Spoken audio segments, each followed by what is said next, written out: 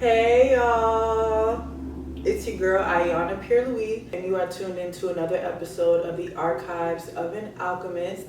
It is with great pleasure that I'm in your ears, in your face, if you're watching via YouTube or if you're listening to me via Apple and Spotify podcasts. Hello, welcome. This is where we turn our hardships into gold. And hello. One thing I will say is I don't look like what I'm going through. I don't look like what I'm going through. So today we are going to talk about surrender. Surrender. I believe we hear this word a lot. It seems like such a buzzword, but like biblically, there's like foundational truths to what surrender looks like. And I believe surrender is so much more deeper than detachment of what I believe the result should be. I believe it goes even further as far as not even having expectations at all.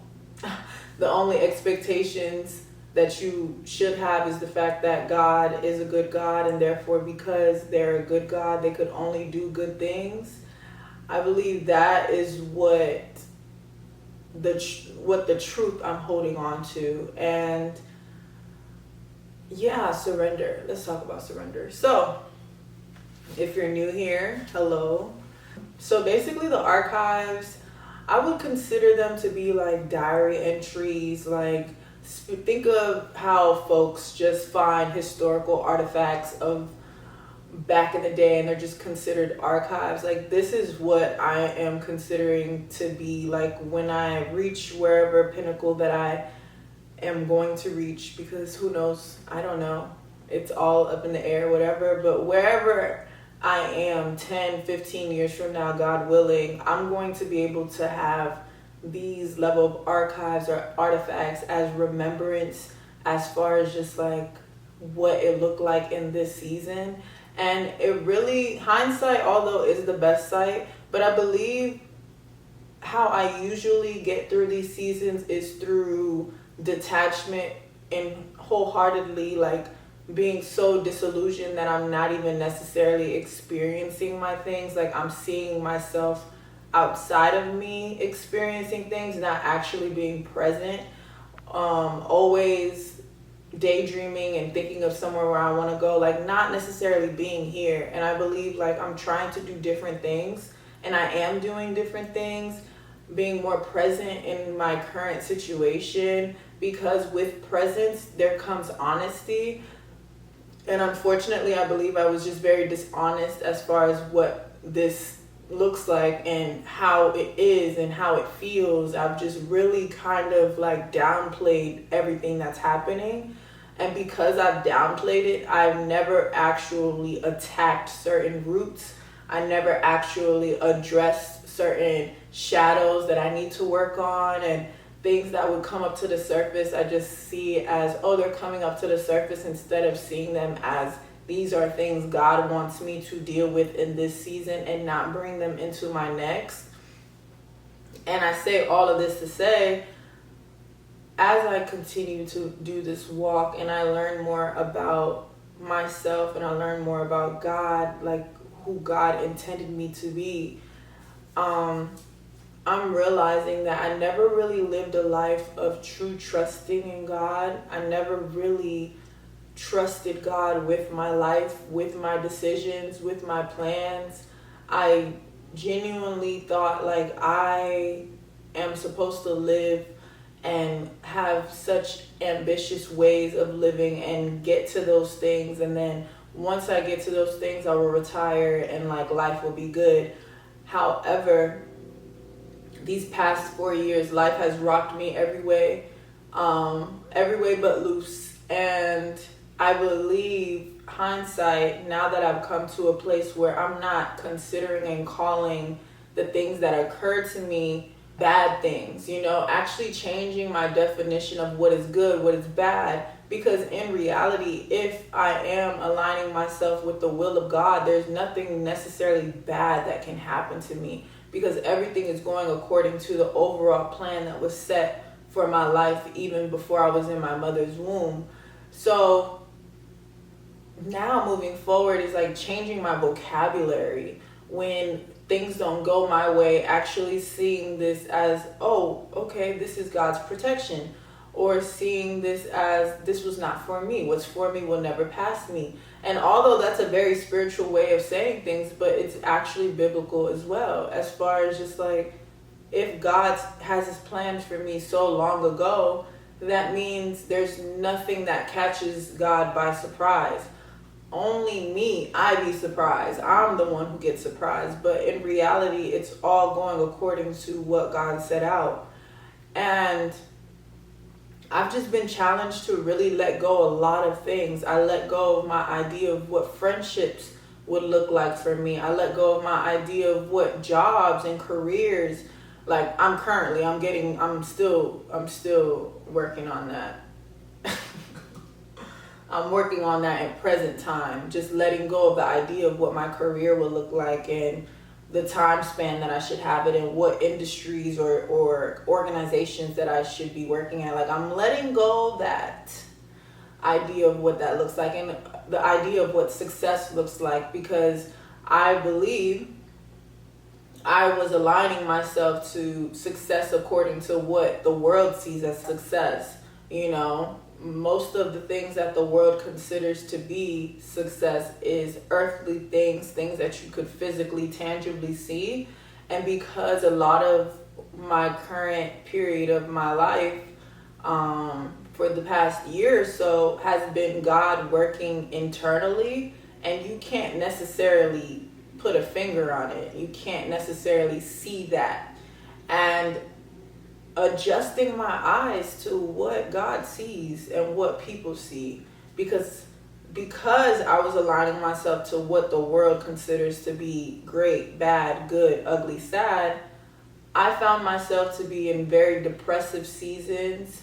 Currently combating one right now, but I just got this revelation that truly and honestly, I can't get upset. Like, getting upset is so counterproductive, because I need to be aligning with God's will. I need to be coming into agreement with God's will and surrendering. And true surrender means letting go of my own plans, letting go of my ideas, letting go of my expectations, letting go of my timelines, letting go of what outcomes, letting go of it all, and truly leaning on God and truly seeking God. And it's hard. It's truly hard. I won't even call it naturally, because I don't think like I was created in this way. I feel like programming had me feeling like I needed to continue to produce in order to be valuable, and I needed to have certain jobs and certain titles in order to be seen as experienced and acknowledged, and needing to be in certain circles in order to feel like I'm cool, or whatever the case may be. But that is just, if I'm being honest, how I've been operating, like in terms of what can I do in order to boost my reputation, boost my morale, boost my name, like truly, silently, but actually truly, like that's where the drive came from for me to be ambitious. That's where the drive came from for me to apply and get another degree. It wasn't necessarily because I wanted to. It's solely because I felt like it would give me more value. And because I was aligning with that framework, I was seeing myself as very unvaluable for years at a time, because things were not happening according to what society deems as success. Therefore, because I was aligning myself to these metrics, I therefore was unsuccessful according to said metrics. And dare I say, maybe the things happened in the way that they happened so God could shake that belief, because it was a belief. It was truly my belief system. And it had me just thinking so poorly about myself and seeing my situations as bad things, even though I'm growing and relationship with God, even though I'm learning God's word a lot more, even though I'm able to see God talk to me in new ways. Like, these are the seasons where I'm able to see God the most. But because it wasn't coming with production, I never counted those seasons for what they were. And I never brought them into my new season. So I would get my mountaintop, and I would get the job, and I would get all of the things. And guess what? God is in the back burner. The fasts have stopped. The prayers have stopped. The seeking God has stopped, until I get to a place where I'm so overwhelmed and I'm like, hold on, let me get back to my word. When in reality, that should have never been the thing that I let go in the first place. But because I was aligning with the world, and I'm aligning with what the world deems as success and what the world deems as the times you need to tap into God and whatever, that's how I moved. And this season, I've been in this situation for longer than I would have wanted it, right? But again, I'm telling you, as time progresses, I'll say this less, right? I'll say this less, because I believe when I first started the podcast, I would say like, oh, I had an idea, I would do all of these things and nothing works out for me, and that was my truth at the time. But as time progresses, I'm realizing like what surrender truly means, and what it really means to not my will but your will, Lord. Like, what it really means. You can say it when things aren't that bad.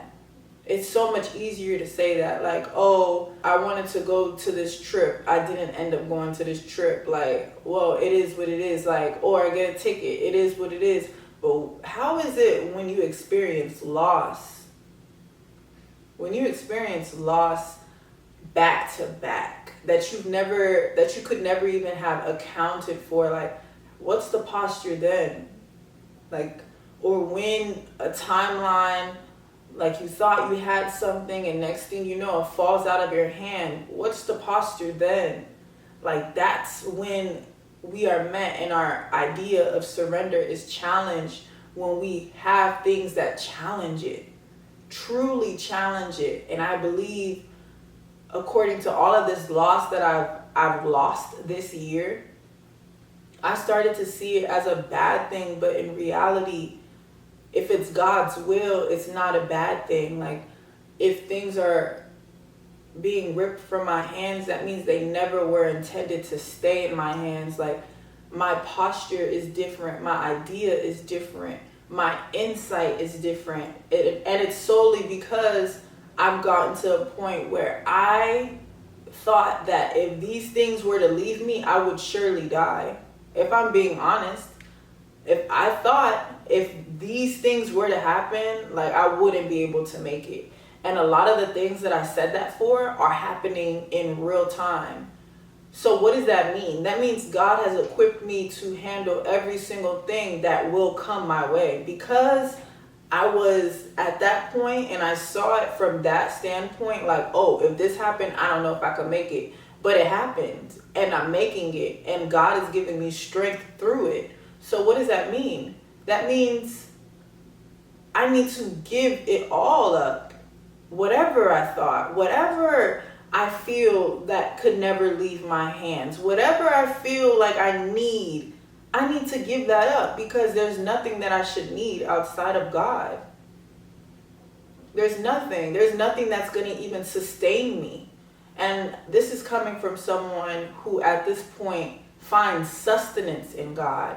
I can't go through too many days without seeking God's face, because I'm in a season where I it's new, it's wilderness, it's barren. I don't see it. I can't account for it. I have no words for it.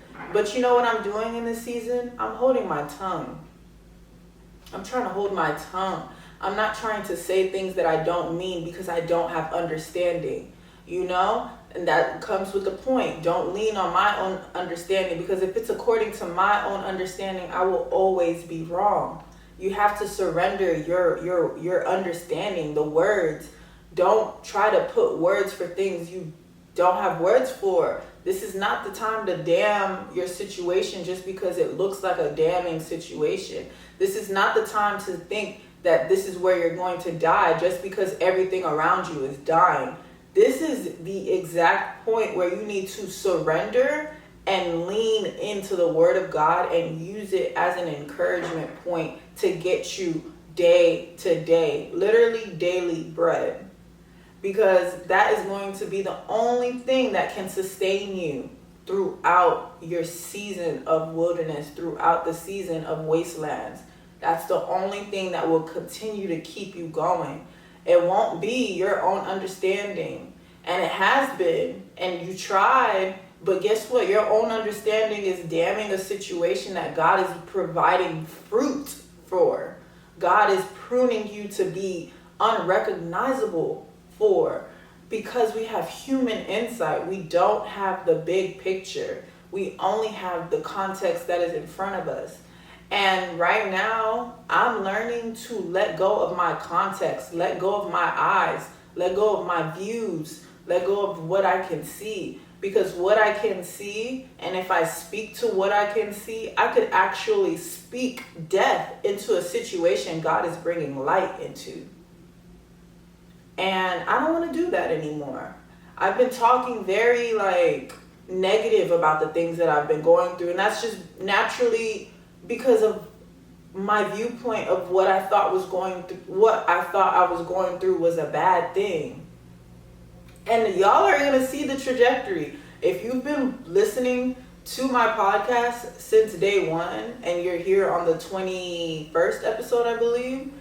This is the 22nd, maybe. Whatever. You're on the 20th episode. You're going to see my growth. And I think that was the point. And I'm glad I documented it, because when I first started out, this was not my posture at all. My posture was seeking God to receive revelation as to what my plans were. That was my posture. God, what is happening? Give me more insight as to what I want to come through. But now my posture is, God, give me strength to seek out your will for my life.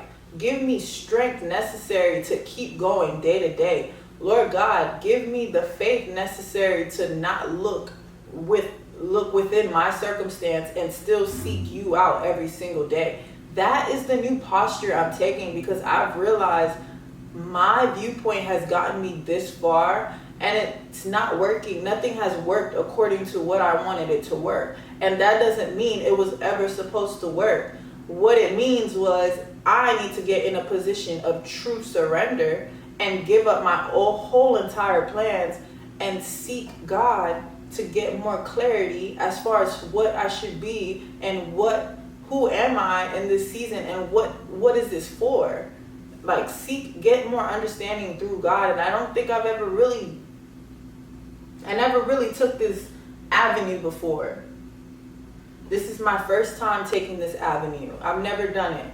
So I will provide insight on how I'm doing it, because I've done things and I fast. I will say I have a cool spiritual life, but I've always known that I could get deeper. I've always known. I feel like I've gotten deep to a certain point where it won't require too much out of me. If I could be honest, I'm always going to keep it 1,000.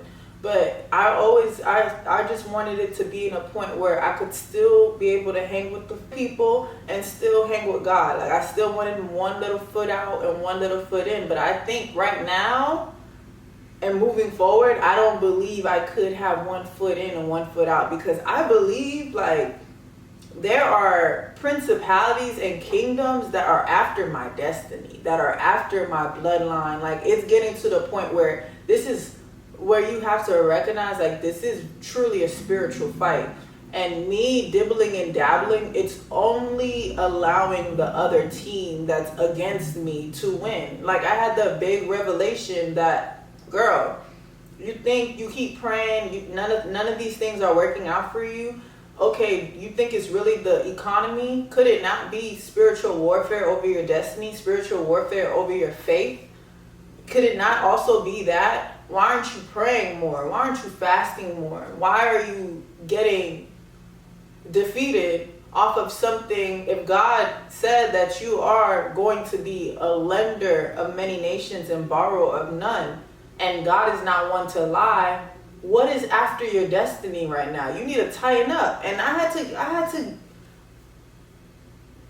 one message out of context, Sarah Jakes, I watched her thing and I literally felt revved up. And since then, I've been I've been delving into praying a lot more, and I've been delving into covenants and understanding like certain covenants that have been taken and how this is generational. I could be fighting a generational covenant that my forefathers that I never encountered, but because it's been driving the bloodline for years at a time, generations at a time, now it's trying to wreak havoc over my life. It could get that, it is that deep. And I was trying not to get that deep, but I believe the way life has been lifing in this way, I have no choice but to get deep, because there's so much things that aren't working. And it's like God can allow certain things to happen, but God also has given you the same power to get out of them. Things are not just happening to you. It could either make you or break you if you do choose. You have the choice as to what you decide this will do to you. You have the choice as to what you will do within this moment.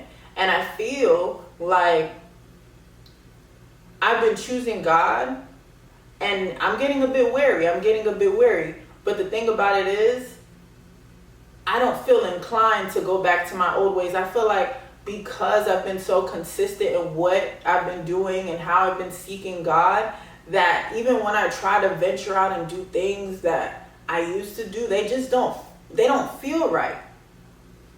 They don't feel right. I don't even have the same want for them. Like my flesh does want it, but it's not the same aching and want that my flesh used to have. And I believe that's to show, excuse me, because why are you so obnoxious and loud?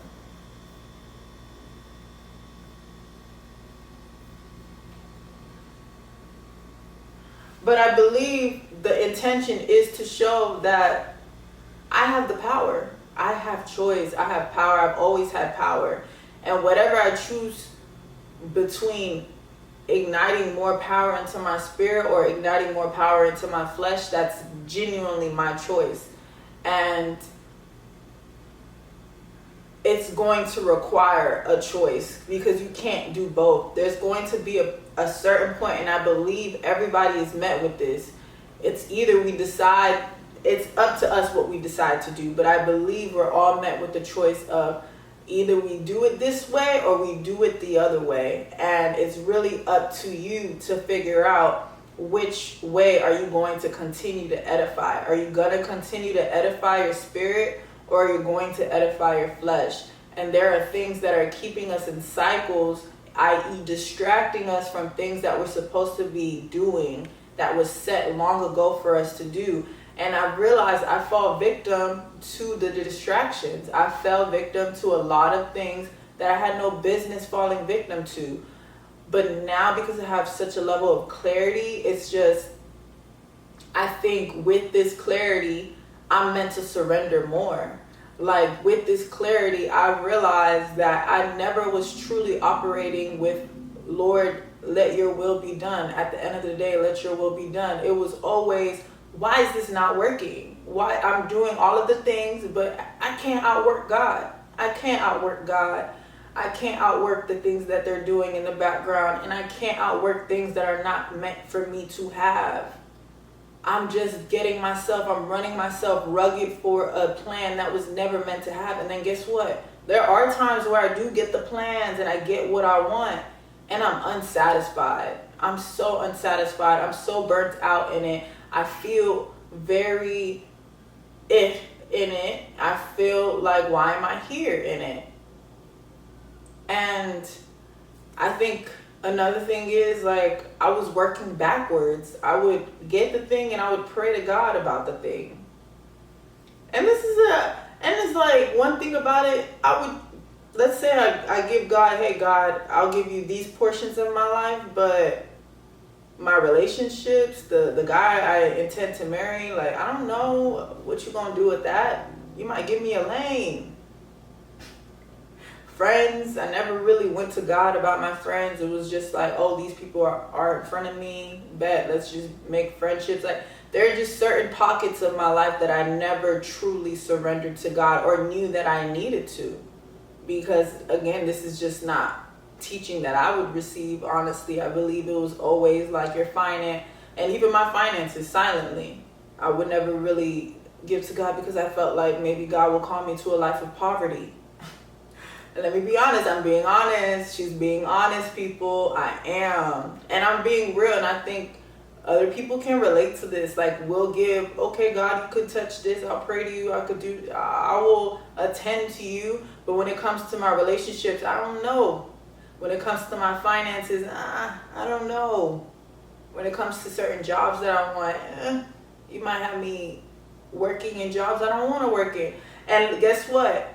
It's happening. But you got to understand, like, your will. And you have to trust that whatever God is doing in the background, we only have the limited context that we're presented with. So we can't lean on our own understanding. I'm talking to myself, like, I'm about to get me a small part-time job, child.